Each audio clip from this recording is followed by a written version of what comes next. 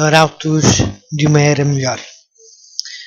Outro mal contra o qual o reformador sustentou longa e resoluta batalha foi a instituição das ordens dos frades mendicantes. Estes frades examinavam na Inglaterra, lançando uma nódoa à grandeza e prosperidade da nação.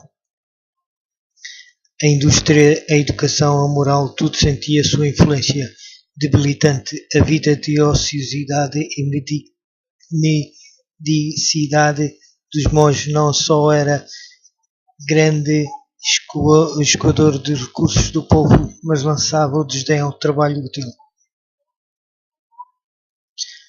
A juventude desmoralizava-se e corrompia-se pela influência dos frades. Muitos eram induzidos a entrar para claustro e a dedicar-se à vida monástica. Isto não era sem consentimento dos pais, mas mesmo sem o seu conhecimento e contra as suas ordens.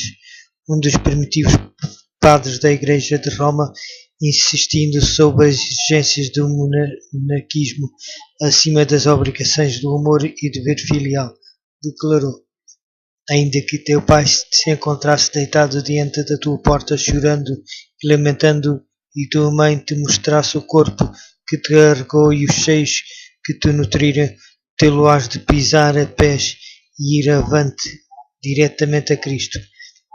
Por esta monstruosa desumanidade, como mais tarde Lutero a denominou, que cheira mais a lobo e a tirano do que a cristão ou homem de Deus, impregnaria-se o coração dos filhos contra os pais. Assim, os dirigentes papais, como os fariseus de outrora, tornavam-se a efeito os mandamentos de Deus com a sua tradição. Assim se desolavam lares e os pais ficavam privados da companhia dos filhos e das filhas. Mesmo os estudantes das universidades eram enganados pelas falsas representações dos monges e induzidos a unir-se às suas ordens.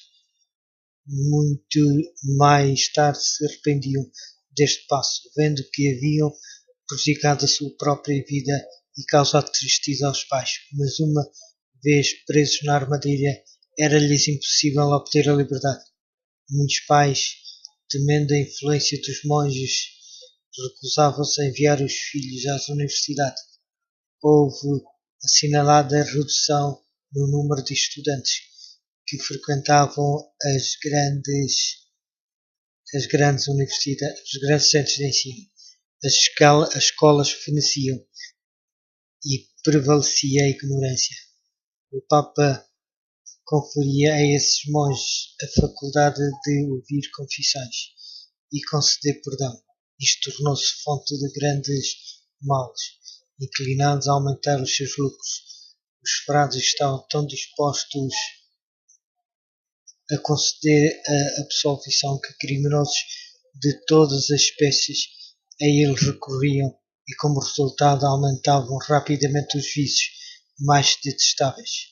Os doentes e os pobres eram deixados a sofrer, enquanto os donativos, com ameaças, exigiam esmolas do povo, denunciando a impiedade dos que retivessem os donativos das suas ordens. Apesar da sua profissão de pobreza, a riqueza dos frades aumentava constantemente. Os seus suntuosos edifícios e lautas mesas tornavam mais notória e a pobreza crescente da nação, enquanto despendiam tempo em luxo e prazeres, enviavam em seu lugar homens ignorantes que apenas podiam narrar histórias maravilhosas, lendas, pilharias para divertir o povo e dele fazer ainda mais completamente o iludido dos monges. Contudo, os frades continuavam a manter o domínio sobre as multidões supersticiosas e a levá-las a crer que todo o dever religioso se resumia a reconhecer a supremacia do Papa, adorar os santos e fazer donativos aos monges, e que isto era suficiente para lhes garantir lugar no céu. Alguns homens de saber e piedade haviam trabalhado em vão para efetuar uma reforma nessas ordens monásticas.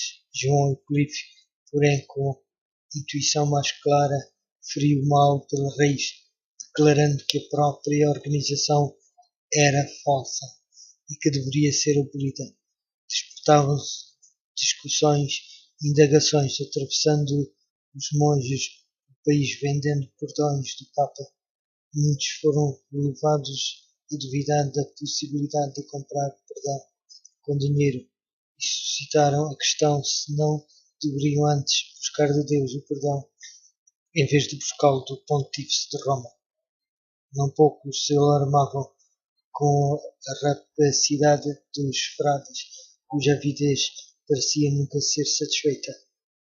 Os monges e sacerdotes de Roma, diziam eles, estão-nos comendo como um cancro.